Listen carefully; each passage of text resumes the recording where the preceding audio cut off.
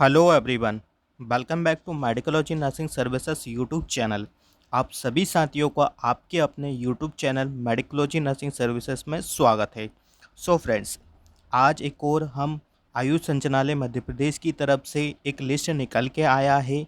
किन किन बच्चों को चॉइस फिलिंग करना है उसके बारे में डिटेल में बात करेंगे और लिस्ट में किन किन बच्चों का यहाँ पे रिजेक्ट हो गया है। बहुत सारे कैंडिडेट ऐसे हैं कि जिनका नाम लिस्ट में नहीं आया है, तो उनके बारे में भी बताने वाले हैं कि उनका नाम किस वजह से लिस्ट में अपडेट नहीं हुआ है। हर एक जानकारी कंप्लीट बताने वाले हैं, तो आप वीडियो में बिल्कुल लास्ट तक बने रहिएगा। वीडियो को स्किप मत करिएगा ताकि अच्छे से आपको हर एक चीज़ें समझ में आ जाए। और यहाँ पे बेटिंग वालों का भी मैं बात करने वाला हूँ कि अब इनकी बेटिंग भी क्लियर हो सकती है। तो बिल्कुल जानकारी के माध्यम से हम बताने वाले हैं, विद प्रूफ के साथ इसकी आयुष ऑफिशियली वेबसाइट को विजिट करके बताने वाले हैं कि लिस्ट अपडेट हो गया है। चलिए शुरू करते हैं कि जो लिस्ट आया है उसमें अपना नाम देख लीजिएगा और सब कुछ उसमें देख लीजिएगा, फादर नेम से एड्रेस वगैरह। तो आपको हम सीधा लिस्ट पे लेके चलते हैं।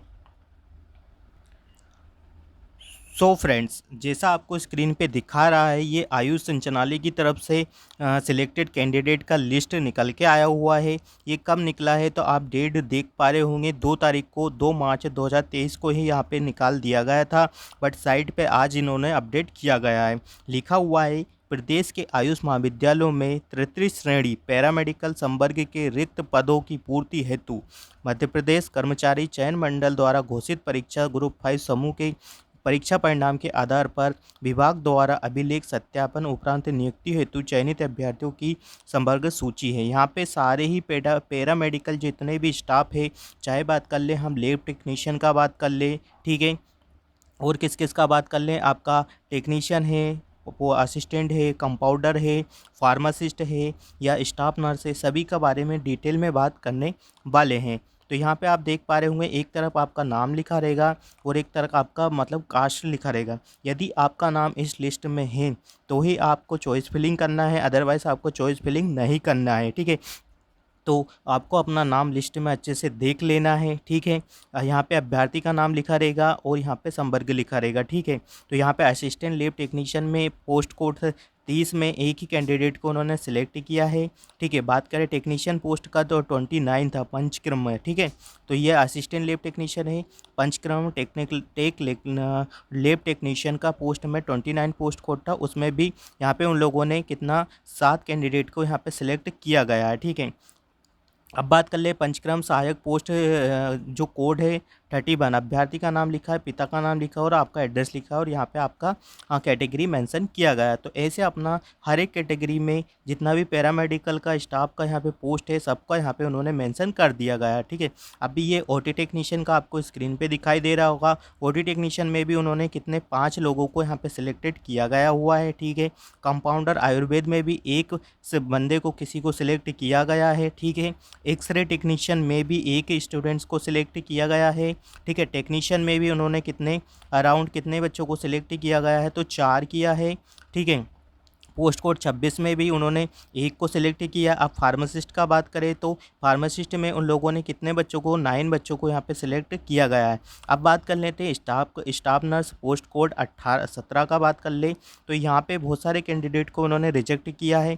मैं बता देता हूँ कि क्यों रिजेक्ट किया है, क्योंकि आपका जब डॉक्यूमेंट्स वेरिफिकेशन करवाया गया था तो आपके जो डॉक्यूमेंट्स वेरिफिकेशन टाइम पे आपके जितने भी डॉक्यूमेंट्स थे वो एक्यूरेट नहीं होंगे, या आपने एग्ज़ाम फॉर्म फिल करते समय कुछ और डॉक्यूमेंट्स लगाया था और डॉक्यूमेंट्स वेरिफिकेशन करवाते टाइम आपने कुछ और डॉक्यूमेंट्स वहाँ पे उनको दिखाए गए थे, तो इसलिए आपको रिमार्क लगाया होगा तो फिर आपका नाम लिस्ट में नहीं होगा। तो इस वजह से आपका नाम यहाँ पे लिस्ट में नहीं आया है, ठीक है। जितने भी बच्चे रिजेक्ट हुए हैं तो उनका मोस्ट ऑफ द रीज़न यही होने वाला है कि आपका डॉक्यूमेंट्स के रिगार्डिंग आपका नाम यहाँ पे लिस्ट में नहीं आया है। बट एक बार फिर भी आप अपना नाम अच्छे से चेक कर ले, ठीक है। जो स्टाफ नर्स की जो पोस्ट थी पोस्ट कोड 17 में यहाँ पे कितने अभ्यर्थियों को उन्होंने सेलेक्ट किया है, डेट मीन्स कि स्टूडेंट्स को यहाँ पे सिलेक्ट किया है। तो यहाँ पे अराउंड कम से कम कितना है 61 69 60 67 आई थिंक 69 बच्चों को यहाँ पे सिलेक्ट किया गया हुआ है, ठीक है। पोस्ट कोड 17 में 69 बच्चों को सिलेक्ट कर लिया गया है, ठीक है। अब इसमें से भी और भी यदि इसका पोस्ट होगा तो इसमें से भी बेटिंग क्लियर होने के चांसेस हो सकते हैं, ठीक है। बट जो बच्चे रिजेक्ट हुए हैं अब उनके चांसेस नहीं है कि उनको वापस से यहाँ पे उनका नाम आ जाएगा, क्योंकि उनका डॉक्यूमेंट्स वेरिफिकेशन हुआ है और आफ्टर डॉक्यूमेंट्स वेरिफिकेशन उनका नाम यदि लिस्ट में नहीं है तो अब वो इस पोस्ट के लिए एलिजिबल नहीं है। चाहे आप मेरिट कैंडिडेट हो, चाहे आपका कितना भी मेरिट आया हो, वो डिपेंड नहीं करता है। यदि आपका डॉक्यूमेंट से इरिलीवेंट पाया जाता है तो आप अपात्र ही माने जाएंगे, ठीक है।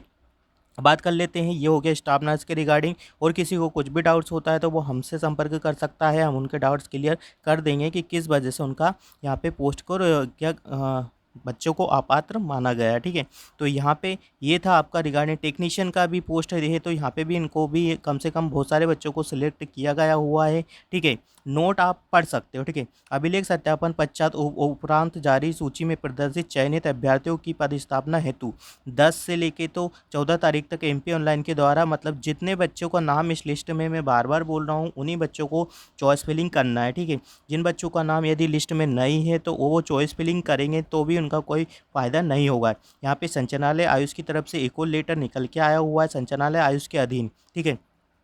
चिकित्सालयों में रिक्त पदों की पूर्ति हेतु पैरामेडिकल एवं स्टाफ नर्स की संयुक्त परीक्षा 2000 में कर्मचारी द्वारा किया गया था, ठीक है। यहाँ पे अब आपका डिटेल में उन्होंने बता दिया, ठीक है।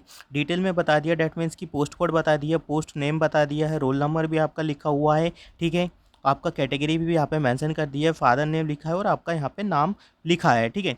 तो यहाँ से आप अपना बिल्कुल लिस्ट में अपना नाम देखिएगा। उसके बाद हर एक पैरामेडिकल स्टाफ का जो भी स्टूडेंट्स है, जो भी सिलेक्ट हुए हैं, उनको सभी को क्या करना है, चॉइस फिलिंग करना है। 10 से लेके तो 14 तारीख के बीच में आप अपना चॉइस फिलिंग करवा लीजिएगा। इसमें सभी का पोस्ट है, यूनानी कंपाउंडर का जितने भी बच्चे सिलेक्ट हुए हैं, ठीक है। और किस किस का पोस्ट है यहाँ पे मेंशन किया है, कंपाउंडर है, यूनानी कंपाउंडर है, आयुर्वेद कंपाउंडर है, ठीक है। और किस किस का पोस्ट है, तो सारे का पोस्ट यहाँ पे मेंशन किया गया है। 16 स्टाफ नर्स का भी यहाँ पे पोस्ट मेंशन किया गया है कि इन बच्चों को चॉइस फिलिंग करना है, तो ये अच्छे से अपना नाम इसमें देख सकते हैं, ठीक है। नाम देखने के बाद ही आप चॉइस फिलिंग करेंगे तो ही आपके लिए अच्छा होने वाला है, ठीक है। तो इन बच्चों का यहाँ पे चॉइस फिलिंग में नाम देख लीजिएगा और उसके बाद ही आप अपना क्या करिएगा, चॉइस फिलिंग कर लीजिएगा, ठीक है। तो ये था आपका चॉइस फिलिंग के रिगार्डिंग और लिस्ट के रिगार्डिंग कि क्या लिस्ट में अपडेट्स निकल के आया हुआ है। आई होप सभी को यहाँ पे क्लियर हो गया होगा। यदि किसी को भी कुछ भी डाउट्स होता है तो वो हमें मेडिकोलॉजी नर्सिंग सर्विसेज के व्हाट्सअप ग्रुप के चैनल को हमें मैसेज कर सकता है। वेटिंग दोस्तों यहाँ पे जल्दी से जल्दी अब क्लियर होने का चांसेस हो सकता है, क्योंकि चॉइस फिलिंग करवा लिया जाएगा और जितने बच्चे रिजेक्ट होने थे वो रिजेक्ट भी कर दिए गए। तो अब वेटिंग सारे पैरामेडिकल स्टाफ का जल्दी से जल्दी क्लियर होने के चांसेस हो सकते हैं, ठीक है। बैटिंग कब आएगा ये कोई नहीं बता पाएगा, बट हाँ ये बता सकता है कि हाँ अब आपका जल्दी से जल्दी यहाँ पे बैटिंग क्लियर हो जाएगा, ठीक है। तो मिलते हैं ऐसी ही अपडेट के साथ, जब तक आप बने रहिएगा मेडिकोलॉजी नर्सिंग सर्विसेज के यूट्यूब चैनल पे। चैनल का लिंक ज़्यादा से ज़्यादा बच्चों को क्या करिएगा, ठीक है, शेयर कर दीजिएगा। एक बार आपको अच्छे से लिस्ट देख लेना, ठीक है, क्योंकि यहाँ पे पोस्ट कोड 17 और पोस्ट कोड 16 का यहाँ पे पोस्ट निकला हुआ था। तो सारे जितने भी बच्चे हैं जो बोल रहे हैं कि हमारा नाम नहीं आया, तो एक बार प्लीज़ अपना सारा लिस्ट एक बार अच्छे से चेक कर लीजिएगा। उसी के बाद भी कुछ अपना जो भी आपको डिसीजन लेना है वो डिसीजन लीजिएगा, ठीक है। तो जिन बच्चों का नाम लिस्ट में नहीं आया है तो उनको ये नहीं सोचना है कि नहीं अब कुछ नहीं होगा, आने वाली इसकी भी कुछ वैकेंसी आने वाली है, तो फिर से आप अपना प्रिपरेशन स्टार्ट करिएगा, वापस स्टडी में कंटिन्यू लग जाएगा। तो thank you so much guys. Video का लिंक ज़्यादा से ज़्यादा बच्चों को शेयर करिएगा और चैनल को सब्सक्राइब कर लीजिएगा ऐसी ही अपडेट्स पाने के लिए। Thank you so much.